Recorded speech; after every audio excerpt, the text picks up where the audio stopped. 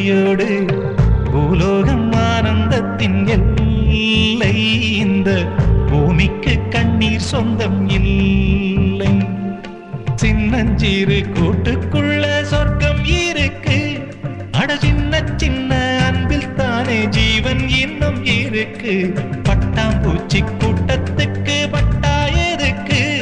அடவாசம் மட்டும் போதும் கண்ணே, காசு பணம் என்னத்துக்கு? பச்சை கிளிகள்